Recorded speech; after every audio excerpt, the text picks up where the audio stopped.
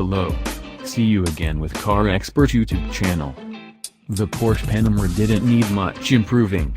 Okay, the humpback design was short of pretty, and people really liked complaining about the spine of many buttons down the center console. But once you sat down in one, and could no longer see the shape, then set the chassis how you wanted it, the nitpicking stopped.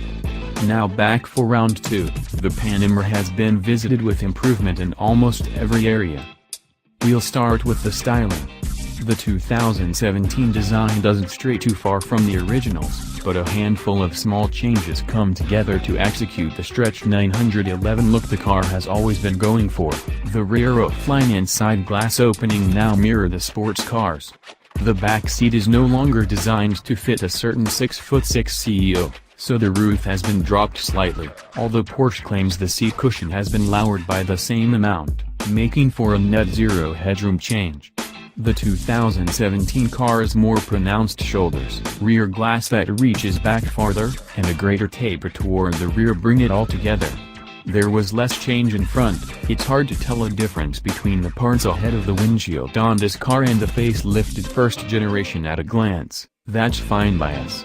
If you liked the first Panamera's design, you'll like this one. And if you didn't, well, you probably still will. And anyone who liked how the last one drove will be into the second-gen car. The original felt tight, composed, and amazingly Porsche-like, more so than the Cayenne SUV that busted out of the company's mold before it.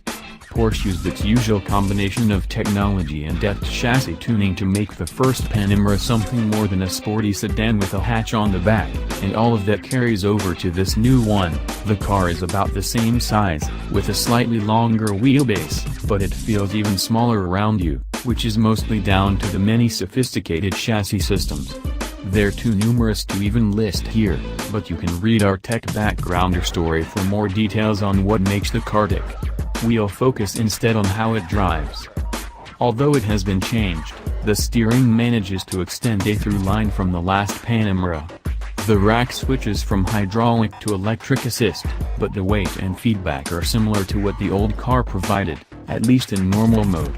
There is some added artificial resistance when advanced safety features such as lane keeping kick in, and you can up the weight by choosing one of the sport chassis settings, but the new system retains the relaxed, precise attitude of the hydraulic rack. Porsche also gets points for adding rear axle steering that you can't really feel working, but you know that it is, better than adding out-of-phase weirdness like other brands do. With the optional rear steering and torque vectoring, this big core rotates incredibly well. You'd think the wheelbase got shorter, not longer. There are so many systems in the Panamera that Porsche invented a new over-system called 4D chassis control, which manages the subsystems and makes sure they all play nice together. You could look at this as just a fancy way of saying the systems are networked, but we trust the fact that it takes extra computing power, not just communication, to coordinate everything that's going on. There's no sensation that any one thing is fighting any other thing.